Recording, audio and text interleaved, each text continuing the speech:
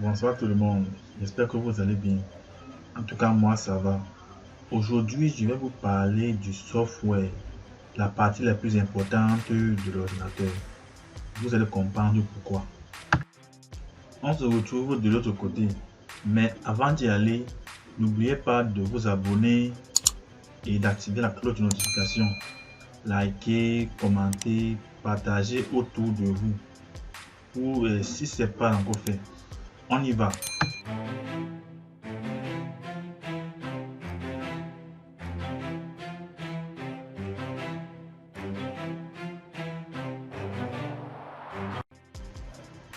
Origine du mot software.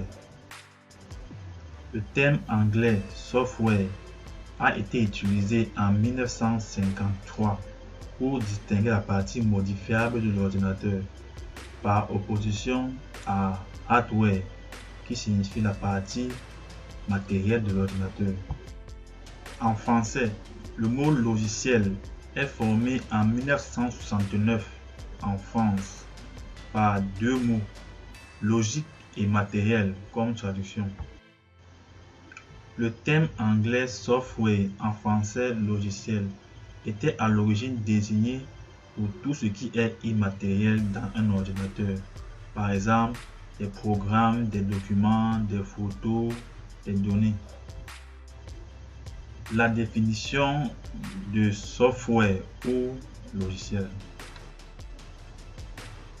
Les logiciels sont un ensemble de programmes installés dans l'ordinateur pour diriger le fonctionnement interne de l'ordinateur et lui donner des instructions sur la résolution des problèmes spécifiques.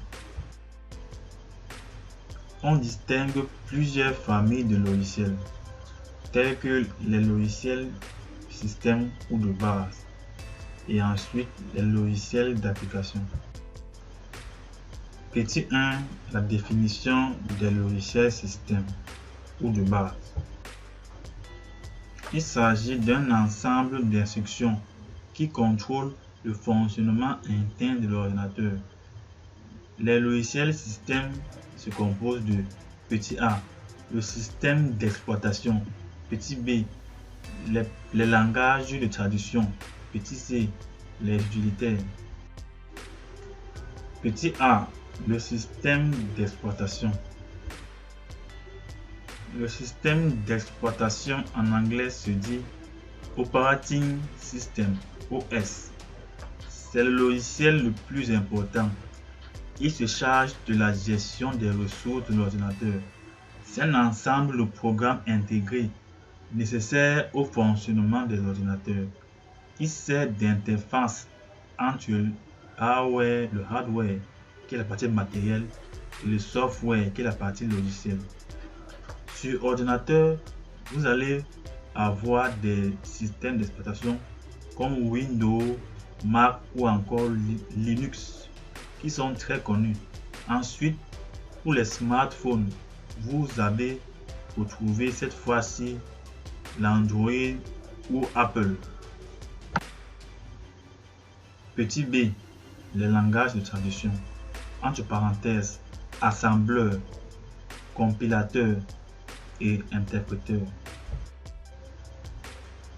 L'assembleur, c'est un langage de programmation du plus bas niveau qui représente le langage machine sous une forme lisible pour les êtres humains. Le compilateur, c'est un sous-programme d'un langage de programmation. L'interpréteur, c'est un outil dont la tâche permet d'analyser, de traduire, d'exécuter les programmes écrits dans un langage informatique. Petit c, les utilitaires. Ce sont des programmes réalisant des tâches d'administration du système. Petit 2, les logiciels d'application.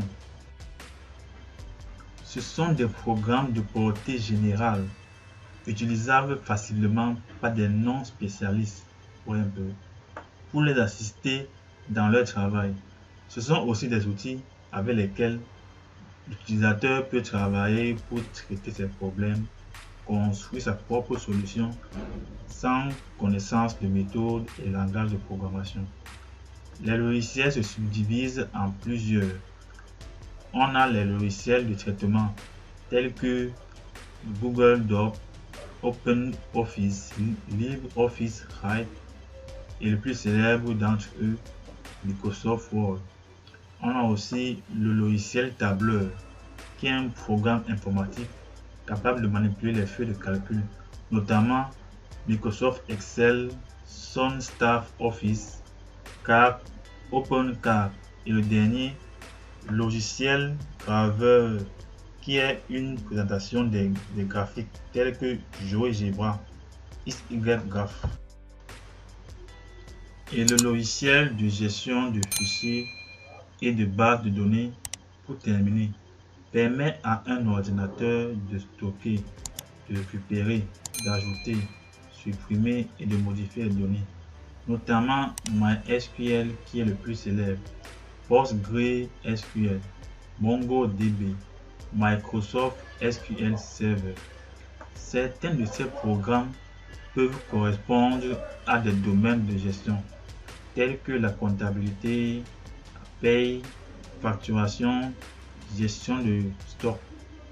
Aussi aide à décision et aide à des calculs techniques. Ok, nous voici donc arrivés au terme de ce sublime tuto.